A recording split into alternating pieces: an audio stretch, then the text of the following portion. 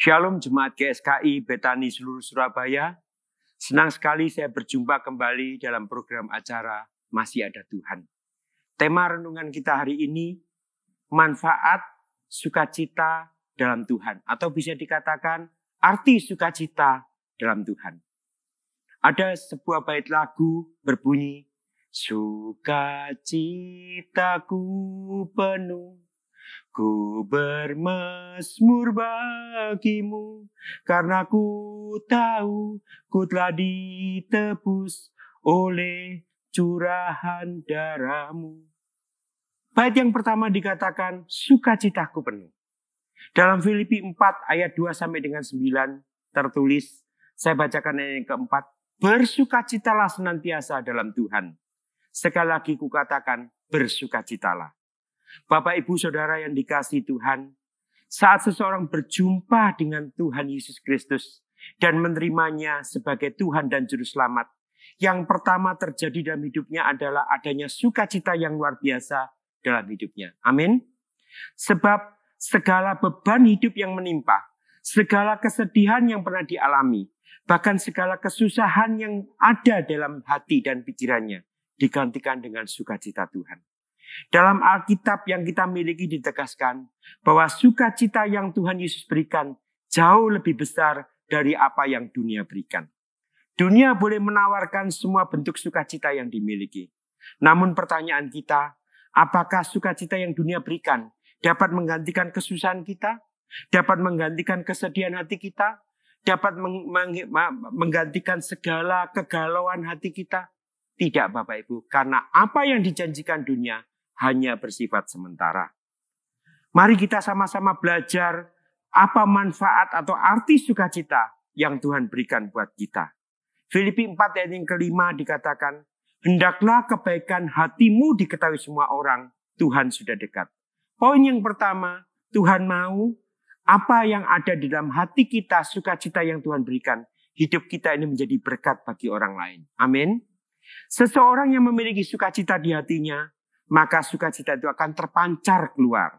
Setiap apa yang diperbuatnya akan membuat orang lain merasa diberkati karena kebaikan Tuhan yang ada dalam pribadi orang tersebut.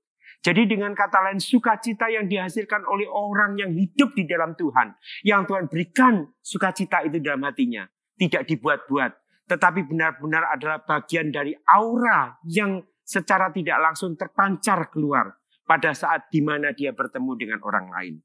Karena Mazmur 21 ayat yang ke-7 dikatakan, ya Engkau Tuhan di sini, membuat dia menjadi berkat untuk seterusnya. Engkau Tuhan, memenuhi dia dengan sukacita di hadapan-Mu.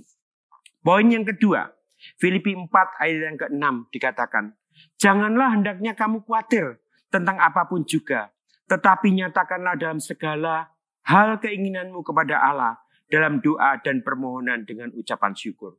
Tuhan mau dengan sukacita yang Tuhan berikan buat kita, menjauhkan kita dari segala rasa khawatir, Bapak Ibu. Dengan sukacita yang ada dalam hati kita, dalam pribadi hidup kita, kekhawatiran itu akan hilang, kekhawatiran itu akan sirna. Karena seseorang yang bersukacita biasanya di dalam hatinya ada suatu luapan kegembiraan yang luar biasa. Kegembiraan itu selalu membuat dirinya merasa tidak ada beban dalam hidupnya. Dan dirinya akan selalu jauh dari rasa khawatir yang membuat hidupnya tertekan. Karena kalau kita selalu khawatir, kalau kita selalu takut, kalau kita selalu cemas, maka ada suatu tekanan yang ada pada orang itu. Sehingga mukanya menjadi muram, wajahnya bersedih, dan lain sebagainya. Karena Amsal 17 ayat 22 dikatakan, hati yang gembira adalah obat yang manjur, tetapi semangat yang patah mengeringkan tulang. Sekali lagi saya akan bacakan, hati yang gembira adalah obat yang manjur, tetapi semangat yang patah mengeringkan tulang. Yang ketiga, Filipi 4 ayat yang ke-8 dikatakan, jadi akhirnya saudara-saudara, semua yang benar, semua yang mulia, semua yang adil, semua yang suci, semua yang manis, semua yang sudah didengar, semua yang disebut kebajikan dan patut dipuji, pikirkanlah semuanya itu. Yang ketiga, membuat pikiran kita jadi bersih. Tidak ada sesuatu beban dalam hidup kita.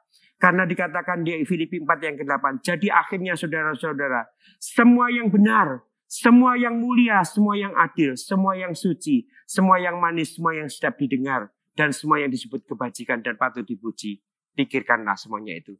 Jadi dalam pikiran kita, semua yang mulia itu adalah yang benar-benar sesuai berkenan dengan apa yang Tuhan mau dalam hidup kita.